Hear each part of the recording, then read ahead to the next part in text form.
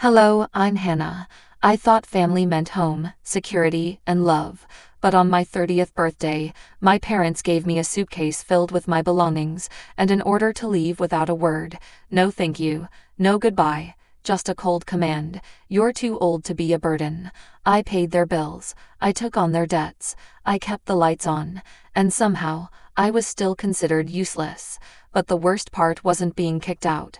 It was realizing that I had been taken advantage of for years, and I didn't even realize it. And when I finally had the courage to stand up for myself, they tried to destroy me. Before we begin, when are you listening to this and where are you? Leave a comment below. We want to hear your story too. Because some storms, you won't survive. You'll outgrow them. I parked my car in the cracked driveway, the sun already beginning to set on the horizon, lighting up the small town of Dayton, Ohio, in a deep blue twilight. The air carried the first hint of fall, where the chill crept under the collar of my jacket and made you curl up. I reached for the small cake box on the passenger seat, the only thing I had bought for myself today.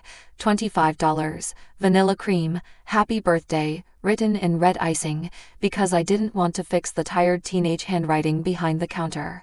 When I walked in, the house felt strange, not because I was expecting a surprise party or even a half-hearted card.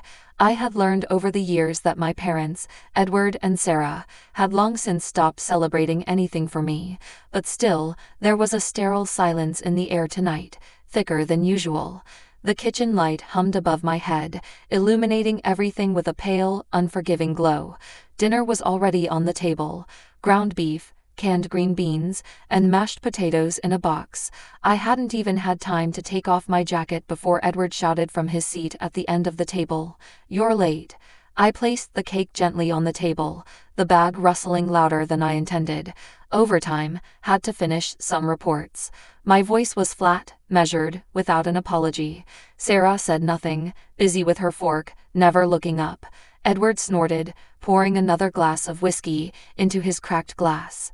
I hung my jacket on the hook and sat down, feeling tension spread like a spider's web throughout the room. Dinner began. Knives scraped plates, glasses clinked, occasional forced coughs.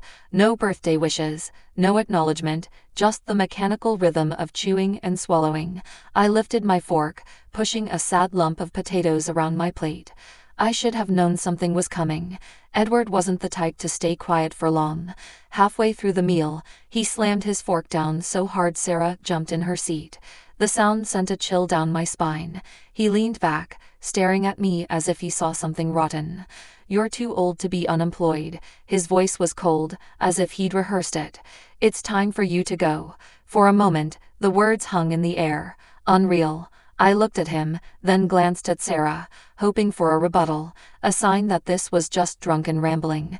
She bowed her head, her lips pressed together so tightly they looked pale. "I pay the internet bill," I said carefully. "Electricity, half the mortgage, monthly groceries." My voice didn't rise, it didn't break, just the facts lay on the table between us. Edward laughed, a short, sharp laugh that felt like a slap. "Paying a few bills doesn't give you the right to stay forever, princess." Princess, the term of endearment he used when I was little, when I climbed onto his lap with scraped knees and a crooked braid. Now that nickname was turned upside down, used as a weapon. I swallowed back what was breaking inside me. This wasn't a sudden outburst of emotion. It was planned, decided beforehand. They had been waiting for this day, my birthday, to deliver the blow. My birthday wasn't a celebration. It was a deadline. I pushed my plate away. The roasted meat, the cake in the bag, the weight of the room. Everything feels like a rock in my stomach. I stand up slowly, feeling their eyes follow my movements, waiting for the dramatic scene, maybe tears, pleas, or a pitiful display that would justify their cruelty. But I only nod. Once, sharply. Final. "I understand," I say. Edward smiles cynically, as if he's just scored an invisible point. Sarah lowered her head, shame gathering in the curve of her shoulders, but not enough to make her speak, not enough to stop me from becoming a piece of trash. I walked toward the stairs, pausing briefly at the table, where the cake still sat in its bag. The plastic strings stretched from the weight, piercing the soft foam of the box. One candle was missing. The stupid little box had probably been shaken in the car, but it still felt symbolic. One candle was missing, one person was missing, one family was missing. I carried the cake upstairs without looking back. Each step creaked beneath my feet, loud, accusatory, final. I closed my bedroom door and leaned against it, letting the hollow sound echo in my chest. This house was never mine. Maybe it never had been. I sat on the bed for a while, staring at the packed bags that I had been too afraid to finish over the last few weeks. Part of me knew this was coming. Maybe not today, maybe not this soon, but someday. I thought I had time. I thought I could fix it if I kept helping. I took off my jacket and folded it neatly on top of the suitcase. My hands were steady, mechanical, not because I wasn't hurt, but because I was done. As I walked around the room, gathering important items, my mind began to work like a machine, organizing logistics with precision, canceling automatic payments for utility bills, transferring my checks to my personal account, not the joint account my mother had forced me to keep for emergencies, looking for temporary storage until I decided what to do next. They didn't just kick me out tonight. They took everything I'd ever given them without asking for anything in return. Outside the window, a strong wind blew, shaking the remaining maple leaves along the street. Another reminder that winter was coming, and I wouldn't be here when it arrived. As I zipped up the suitcase, I saw my reflection in the mirror. The same brown hair and loose braids, the same tired green eyes, but something was different. A line had been crossed. A line I couldn't cross even if I wanted to. I walked back to the bed and sat down heavily. The cake was now on the bedside table, looking so small. I hadn't even thought to buy candles, not as if anyone was coming to sing. The cheap cream cake scent filled the room, its sweetness making me nauseous. I stared at the cake box, the cream stain visible through the plastic window. Then, without thinking, I pushed it off the nightstand. The cake and box fell with a soft thud. Happy birthday, Hannah. I sat on the edge of the bed, the silence in my room pressing against my body like a second skin. My suitcase was half-packed, open wide, as if mocking my uncertainty. Outside, the wind whispered through the old window, shaking the loose nails that no one had bothered to fix. The entire house seemed to sigh under its neglect, and I suddenly saw it for what it was. Not a home, but a place where I was tolerated until I was no longer needed. My gaze shifts to the crumpled cake lying on the carpet. The crushed cream looks ridiculous now. The children's hopes are scattered across the beige carpet fibers. I tear my gaze away and stare at the dull gray suitcase, its handles smooth from years of use. It wasn't just the clothes that weighed it down. Those were the years of covering up their failures, mending their broken pieces while mine were left to rot. Memories flooded back like bitter waves. I remembered when Edward broke the mirror during one of his drunken rages. He couldn't afford the surgery, not with the mortgage bills piling up on the kitchen table.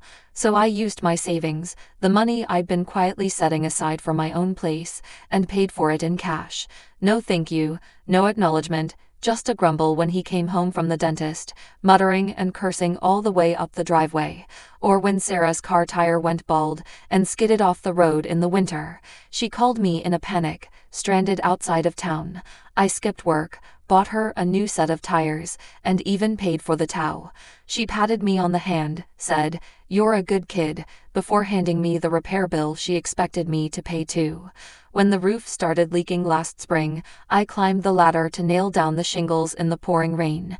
Edward sat inside with a beer, yelling about how he couldn't believe contractors these days, while his daughter, whom he called a beggar, saved the house from collapsing, and no one ever cared. None of that earned me a place at their dinner table tonight. I pressed my palms against my eyes until flashes of light danced behind my eyelids. The sadness was still there, but now it was colder, hardened into something more difficult to destroy. The floor creaked as I stood up and took my phone from the nightstand. My feet carried me downstairs, my steps soft from habit. In the living room, the television lit my parents in a strange blue light. Edward was slumped in his rocking chair, holding a beer. Sarah sat stiffly on the edge of the sofa, her eyes empty and distant. They looked fine. as if nothing had happened, as if tonight were just another Wednesday where they forced food into their mouths and pretended the world owed them something. I stood there waiting. Maybe part of me still hoped, still foolishly clinging to the idea that Sarah would glance over and realize that Edward would snap out of it and remember who had kept the lights on when their check was declined.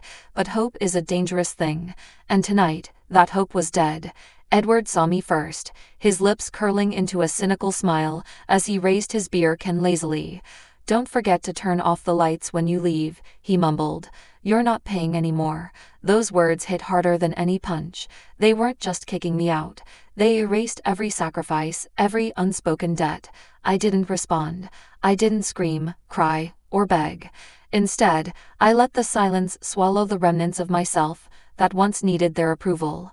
I turned and climbed the stairs, each step slower than the last, the weight on my chest heavier than any suitcase. When I reached my room, I closed the door gently, pressing my palms against the wood, as if sealing off the part of me that once believed blood meant loyalty. For several minutes I stood there, inhaling the musty scent of the old carpet and faded memories. Then, with tense hands, I pulled the laptop from under the bed and placed it on the nightstand. If they thought they could discard me and continue living off the remnants I left behind, they would soon discover they were mistaken. I opened the laptop. The laptop screen illuminated the room with a soft, sterile light. My fingers moved quickly, instinctively. Years of paying bills and making online transfers had turned those movements into a habit. One by one, I opened the accounts. Electricity, water, gas, all in my name. I moved the cursor to the cancel button on the utility portal, my finger trembling briefly before pressing firmly. The electricity bill is gone, the water bill is gone, the gas bill is gone. Each click feels like cutting an invisible thread, holding me here, in a house where love is measured by comfort and betrayal, wrapped in silence. Next is the bank account my mother forced us to keep together for emergencies. I transferred the remaining funds to a personal account I'd created months ago, when a small voice inside me warned that this day would come. The transfer was complete.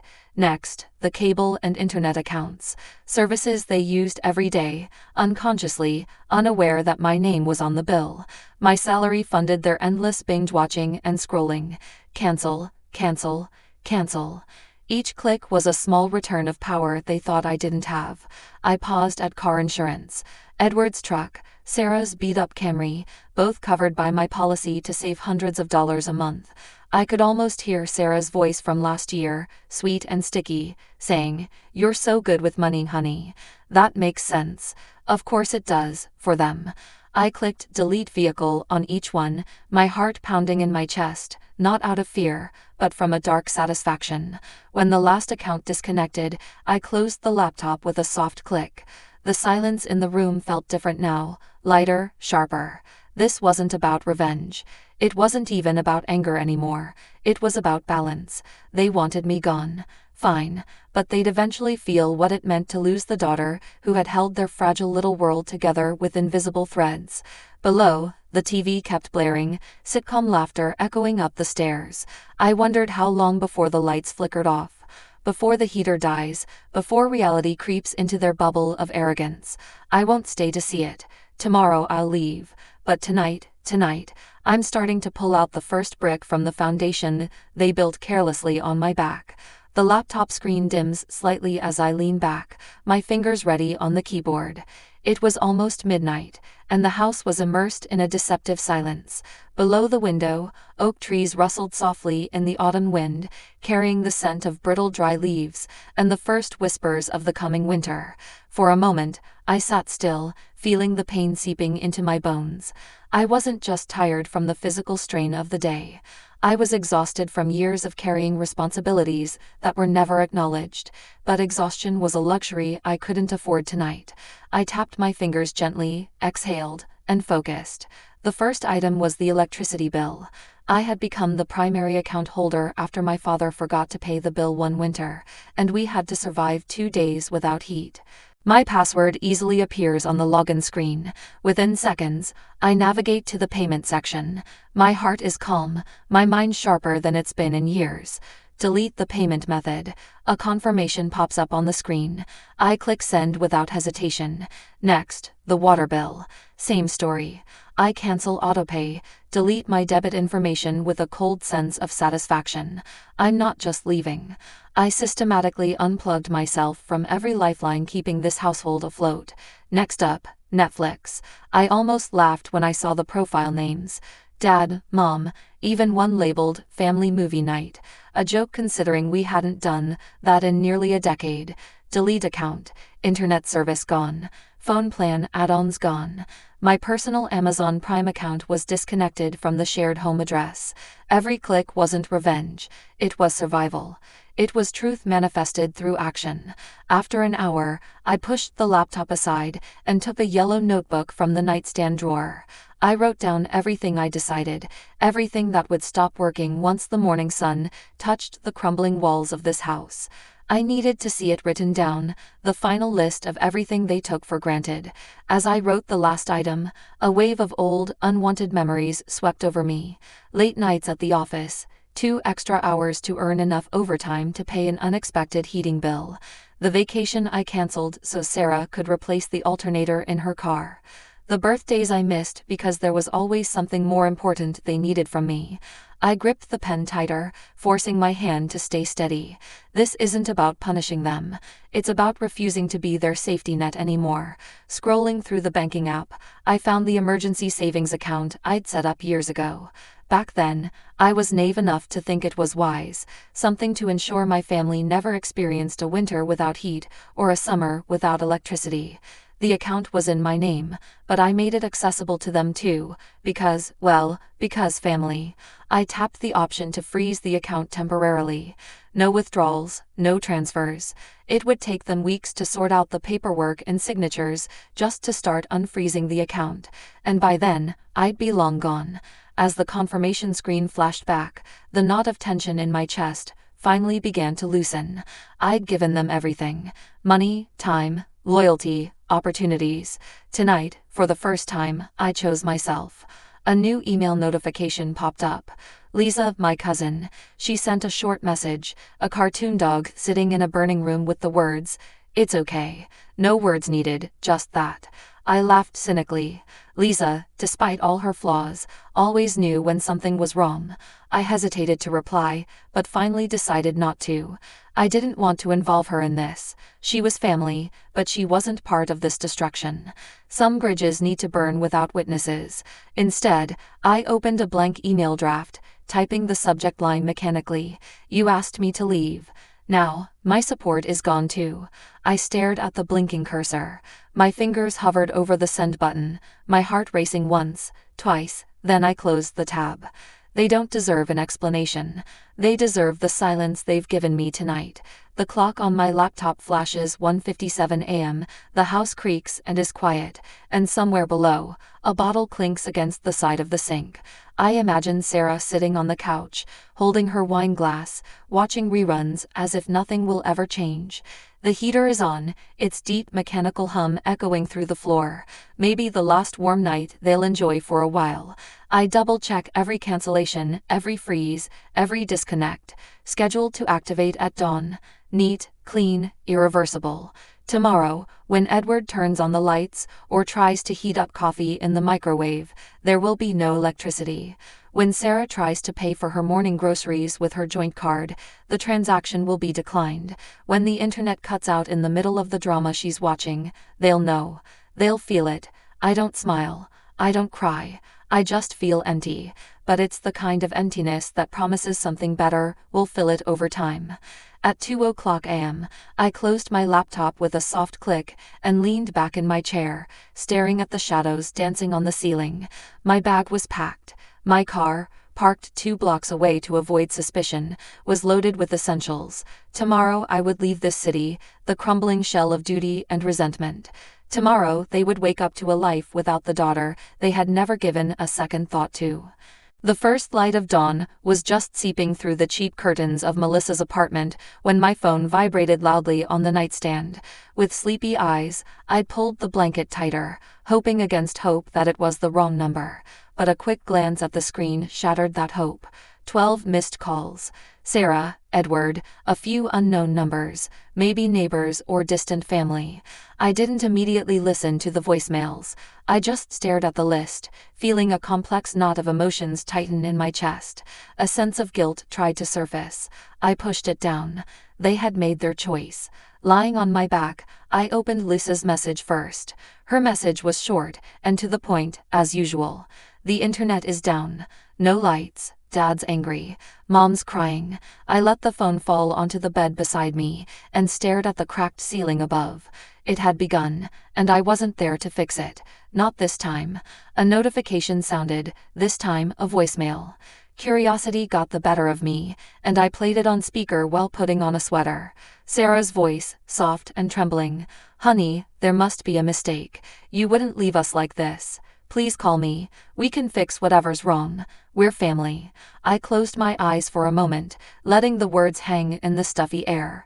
Funny how freeloader became family again once the Wi-Fi stopped working. Another sound. A message from Edward. "You'll regret leaving your family." There's no warmth there. No confusion. Just anger. I turned off my phone and placed it face down on the nightstand.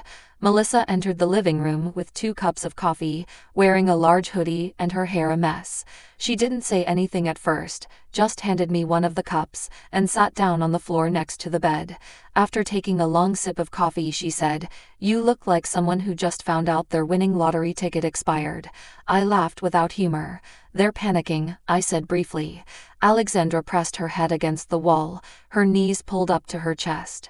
"Okay," she said quietly. "Sometimes saving yourself isn't betrayal, it's survival." We sat there for a while, listening to the faint sound of garbage trucks passing by on the street. That afternoon, I went with Alexandra to a community event at the local church, a simple fall festival with pies, pumpkins, and stalls selling handmade candles. Small town life with its predictable charm. I lived on the outskirts, minding my own business. But soon, whispers reached my ears. Edward was there. He was standing near the apple bobbing game, his voice loud enough to draw attention. I didn't need to get close to hear him. "My daughter left us," he shouted. "After everything we sacrificed for her, kids these days. No loyalty, no gratitude." Heads turned. Some nodded sympathetically, but others exchanged skeptical glances. This wasn't the first time Edward had aired his family problems in public, and people remembered. Melissa nudged me gently. "Don't," she whispered. I didn't realize I had started walking toward him. I stopped, forcing myself to breathe, letting him vent, letting him play the victim. I didn't owe them a listener. Instead, I walked past the booths, letting snippets of conversation float by. Wasn't it his daughter who paid their bills for years? Wasn't she the one who stayed home to help when her mother was sick? Funny how she's suddenly the villain now.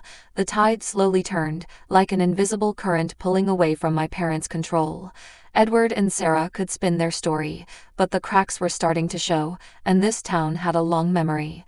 That night, back at Melissa's place, I scrolled through the messages my friends had sent. Photos of houses, porch lights out, newspapers piling up uncollected. A note that Edward had gotten into a big fight with the electrician in front of the neighbors. They weren't ashamed of how they treated me. They were just ashamed because they couldn't hide it anymore.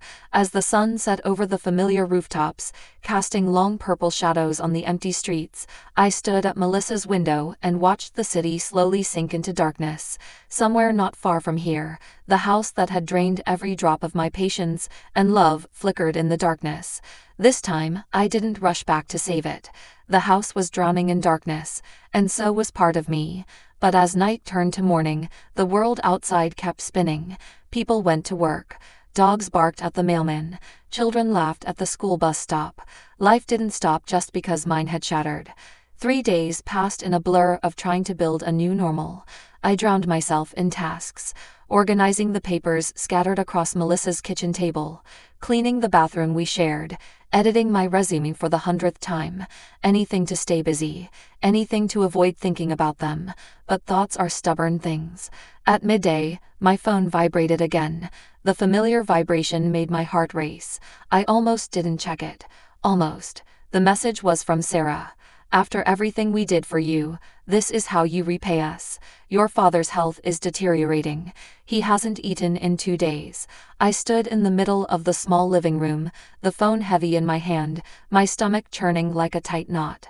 Guilt came swiftly and sharply, piercing into me as if it had been waiting beneath the surface. I collapsed onto the worn-out sofa, reading those words over and over until they blurred. Uninvited images flashed through my mind. Birthday parties with homemade cakes, late-night conversations in the living room, laughter over a burnt Thanksgiving turkey, childhood memories that didn't match the reality of the past few years, but felt so real in this moment. What if they really were suffering? What if I had punished them too harshly? The guilt crept deeper as the days passed. It didn't stop with Sarah's message. Calls started coming in. Distant relatives I rarely spoke to suddenly felt entitled to give their opinions. You know your father's heart isn't strong. Aunt Marcy's voice cut off in a voicemail. Families fight, but cutting ties like this is cruel. Think about your mother. Uncle Phil's text message urged. She's fragile. This could kill her. Each message hits my resolve. Maybe I'm cruel. Maybe I'm the villain in this story. Maybe. My phone vibrates again. A message from Lisa. Short, cruel. Dad told Mom to pretend she had a heart attack if making you feel guilty didn't work. I stared at the screen. The weight of those simple words made my breath catch. So that was the plan. Not to fix things, not to understand, not to take responsibility, just another lie. They didn't miss me. They missed what I could do for them. Blunt. I threw the phone onto the coffee table and curled up on the sofa. The sun shifted across the floor, drawing golden fingers slowly across the carpet where Melissa had once sat. As the hours passed, I let the weight of everything press down on me. This time I didn't fight back, after years of bending over. Silent sacrifices, giving endlessly, hoping it would be enough to earn a place at a table that wasn't mine. It wasn't sadness anymore. It was something colder, sharper. I didn't move until Melissa came home from her shift at the clinic, her sneakers squeaking softly on the wooden floor. "Are you okay?" she asked, placing her bag near the door. I nodded slowly because, finally, I was okay. After she disappeared into the kitchen, I reached for my phone. I scrolled through my contact list one by one.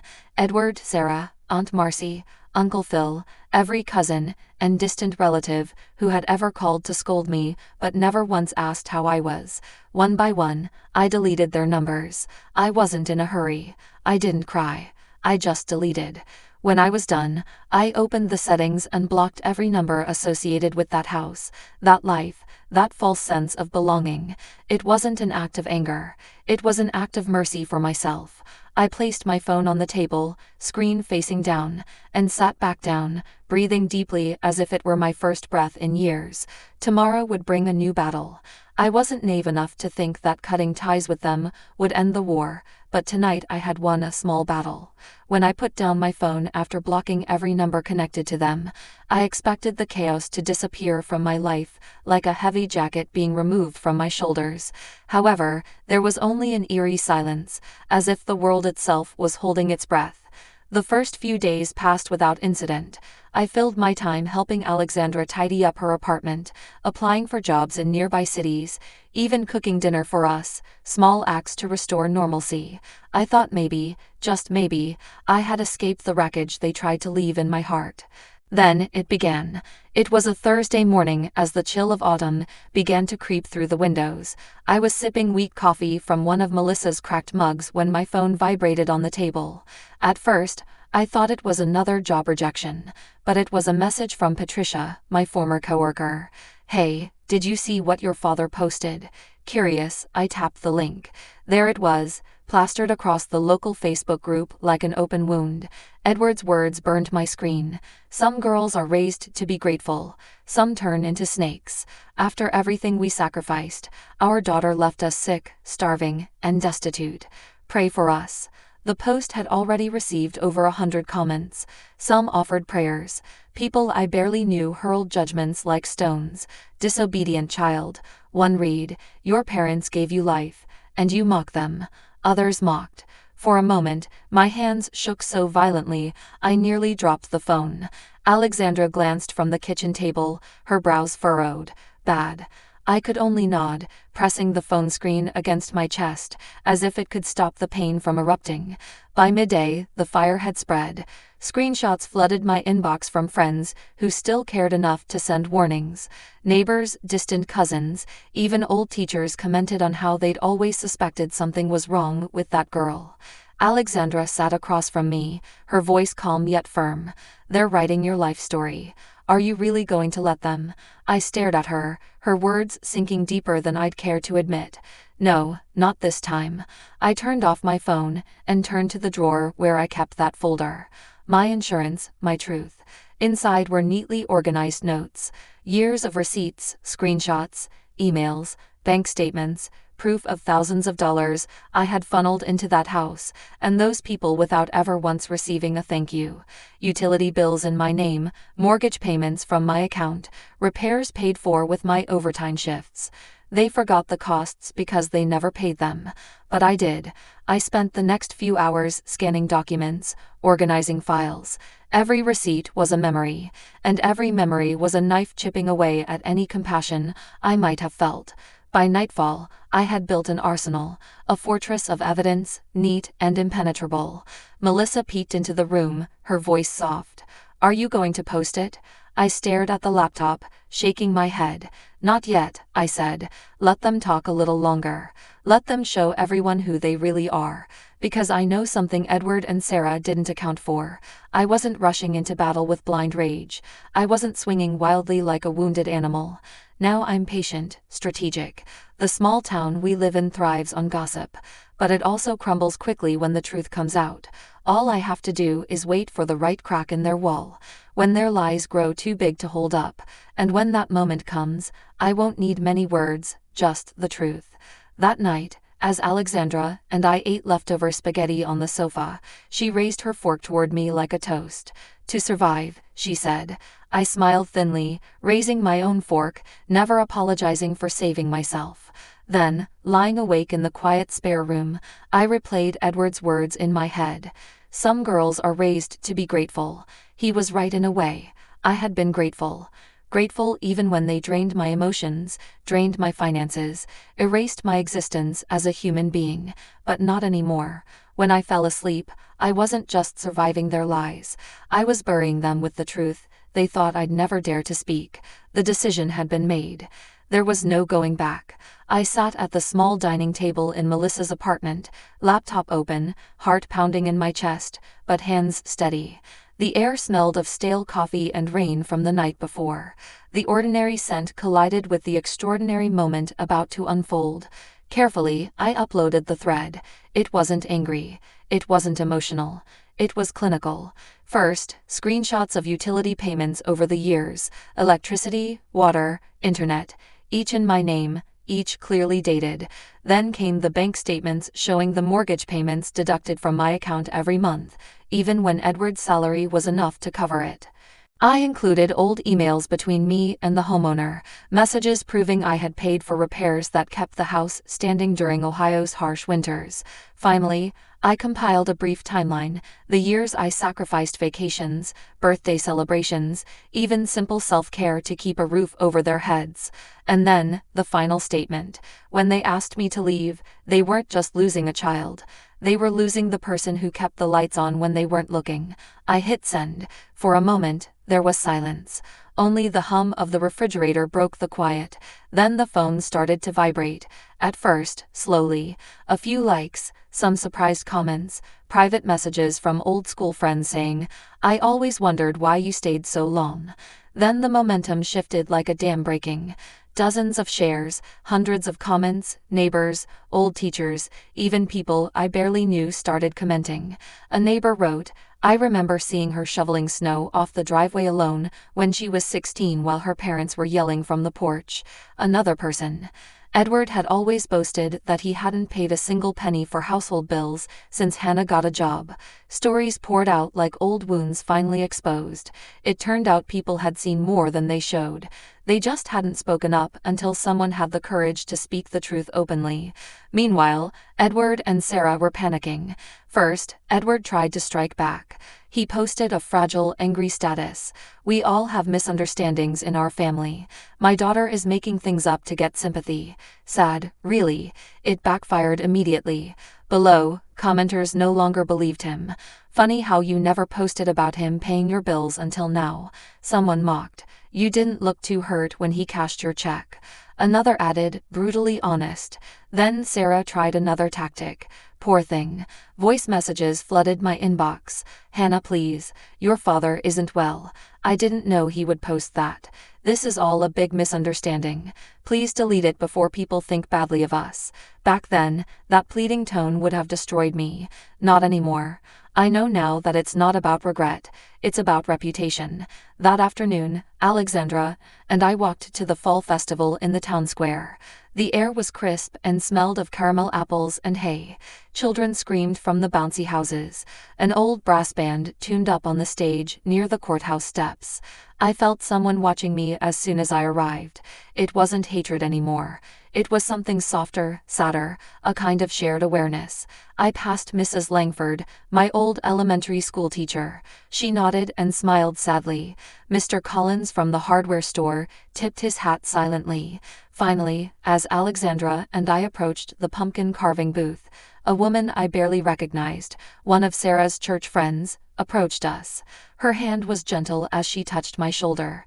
"You deserve better, dear," she said softly. "We all know it. We were just too afraid to say it." Tears welled up behind my eyes, but I blinked them away. I nodded, murmuring a thank you that felt too small for the weight she carried.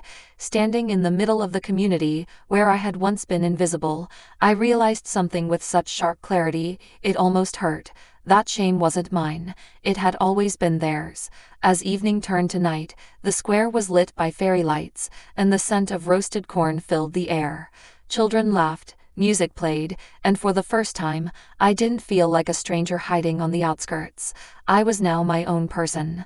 That night, as fireworks exploded over the courtyard, in bursts of red and gold, I stood still, head tilted back, gazing at the wide-open sky in all its colors. A soft voice whispered inside me, "Sometimes, the most beautiful shows come after the darkest storms." And this time, I didn't run away from the debris. I rose from it. The smell of burning leaves filled the air as I leaned against the window frame of Melissa's apartment, watching the small town slowly sink into the cool autumn night. Life outside seemed untouched, unaware that my life was on the brink of another battle. 2 days had passed since I posted the truth. I had almost convinced myself that it was over, that maybe, just maybe, silence would be the last word between us. Then there was a knock. Not a frantic or harsh knock, just a soft, almost shy knock on the door. I glanced at Alexandra, who was staring from behind her coffee cup, her eyebrows furrowed. Crossing the small living room, I opened the door and found a uniformed officer standing there, holding a large manila envelope. "Miss Hannah Marin?" he asked in a flat voice. "Yes," I replied, my stomach already tightening. He handed me the envelope. "You have received a summons, a civil lawsuit. Any questions? Contact the number listed inside." I thanked him mechanically, closed the door with a soft click, and stared at the envelope as if it would bite me. I didn't need to open it to know who it was from. Sitting at the kitchen table, I slipped my fingers under the fold of the envelope and opened the papers inside. Edward had sued me. The allegations were absurd if not outright cruel. Theft, emotional abuse of a parent, financial neglect. It was like a rage wrapped in legal language. Alexandra read over my shoulder, murmuring, "Unbelievable. They're trying to destroy you because you left." For a moment, that familiar guilt flared up, hot and sharp like an open wound. The voice that had haunted me since childhood whispered, "Maybe you're overreacting. Maybe you should just stay quiet." But that voice had lost its power. Instead of succumbing, I took a deep breath, feeling the solid ground beneath my feet. "Not this time," I said aloud, standing up. "I'm done apologizing for saving myself." That afternoon, I called the legal aid office in Columbus. I explained everything in detail, calmly, and sent them all the evidence I had gathered, every payment, every receipt, every documented act of support. They listened, asked questions carefully, then assured me they would help draft a counterclaim if needed. You have a strong case, the paralegal said, and to be honest, it seems like you're the one who should be suing for this exploitation. I didn't want revenge. I wanted my life back. That afternoon, I followed their advice and filed an official complaint. This time, I detailed the financial manipulation that had taken place over the years under emotional pressure. It turned out that elder abuse could also happen in reverse, when adult children are used as tools for labor and money under the threat of guilt. The backlash was swift. Sarah called first, her voice trembling with forced sadness. "Hannah, please. You're destroying this family. We only want what's best for you. You're overreacting. You know your father isn't well." I didn't respond. An hour later, Edward's text message arrived. The final poisoned arrow. "You think you've won? Family always has the last word." I stared at it for a long time, the words blurring slightly as anger and pity battled inside me. Then I opened the small drawer beside my bed. Hidden in the corner, wrapped neatly in tissue, was a small plastic cake decoration I'd bought for my last birthday. A birthday that turned into a farewell party. A single candle, shattered memories. I spun it in my hands, feeling the foolishness of how much hope had once been contained in that small, meaningless object. "Family isn't who gave birth to you," I whispered into the silent room. "It's who treats you as if you matter." 2 days later, I stood outside the police station, holding legal documents, accompanied by a volunteer from the assistant's office. The building was gray and boxy, no more intimidating than a post office. Yet the weight it represented felt heavy on my shoulders. Inside, Edward sat stiffly at a worn wooden table, Sarah beside him, her hands twisting the strap of her bag. They looked smaller than I remembered, angrier, weaker.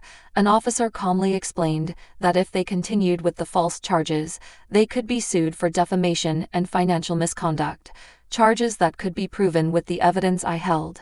Edward's face flushed a worrying shade of red. He pushed his chair back, making it scrape against the floor. "This is a witch hunt," he snapped at the officer. "He's manipulating everyone." No one responded. Sarah collapsed into her chair, crying so hard that her voice echoed off the brick walls. I didn't move. I didn't speak. I didn't need to. As they hurried out, the officer turned to me and said quietly, "You did the right thing. Don't let anyone tell you otherwise." Outside, the sun shone brightly in the cool autumn sky. I stood there for a moment, letting the light soak into my skin, the courthouse towering behind me, the city stretching out before me. The air felt fresh, alive, like the end and the beginning intertwined. With each step away from the building, the weight I had carried for decades felt a little lighter. There were no more explanations, no more guilt, no more apologies. As I crossed the parking lot, a gust of wind lifted the fallen leaves and made them swirl around my feet. It was as if the world itself was cleansing the remnants of a life that no longer belonged to me. The courthouse grew smaller in the rearview mirror as I entered the main road, the window open, letting the fresh autumn air wash over the car like a baptism. For the first time in longer than I care to admit, my heart didn't feel like it was dragging a heavy stone behind it. No phone vibrating with voicemails filled with guilt. No text messages demanding apologies I didn't owe. No longer tearing myself apart, trying to piece together a family that never truly accepted me. I was free, but freedom, I realized, was quieter than I had hoped. I spent the next few days at Melissa's apartment, going through the small routines of life, making coffee, folding laundry, walking to the grocery store to buy milk. Ordinary things done without looking back, without waiting for someone to give me orders, throw bills at me, or remind me that I owe them for existing. It felt strange and precious. One morning, sitting at the small kitchen table with my laptop open, I came across an ad for a small rental unit in the city center. Not luxurious, an old brick building with creaking floors and drafty windows, but it was mine if I wanted it, and for the first time, I wanted it. By midday, I had signed the lease. I didn't tell anyone except Alexandra. She smiled, handing me a cracked coffee cup to clink. "For a new beginning," she said simply. "For finally choosing myself," I added. The following weeks passed in a soft golden rhythm. I bought secondhand furniture piece by piece. A sofa with cushions faded by the sun. A wobbly kitchen table that had been loved by someone before me. I painted the walls a light blue, the color of open skies and deep breaths. At night, I sat by the living room window, gazing at the city lights twinkling like distant stars. And between one breath and the next, I realized that the silence no longer felt empty. It felt right. One Saturday, while unpacking the last box, I found it hidden at the bottom. A relic from another life. A small plastic cake hat. From the birthday that ended everything. I held it in my palm for a long time, the afternoon sun reflecting off its bent, cheap edges. Looking at it no longer hurt. It didn't feel like a reminder of what was lost. It felt like proof of what I had endured. I placed it on the shelf above the table, a small personal trophy, not to honor those who had hurt me, but to honor the girl who didn't let it destroy her. Sometime later, a card slipped under the door. There was no sender's address. Inside, a short note in neat handwriting. You're not the problem. Some people are just afraid of those they can't control. I never found out who sent it. I didn't need to know because I already knew the truth. The ultimate truth. Family isn't something you earn through sacrifice. It's something that's given freely or not at all. And in their absence, I built something they could never take from me. Peace, self-respect, a life stitched not from obligation but from choice. As I sat by the window that night, the city lights shone softly below. I smiled at myself and whispered the words I'd waited my whole life to believe. I am enough. Sometimes, stepping away from the people who raised you is the only way to become the person you were meant to be. Blood may bind us, but respect, trust, and kindness are what make a true family. Have you ever faced a moment where choosing yourself meant losing everything you thought you needed? I'd love to hear your story in the comments section. If you find a piece of yourself in this story, don't forget to subscribe so you can follow more inspiring journeys like this one, because here, every story matters. Stay strong, stay true. Family drama doesn't define you. How you rise from it does.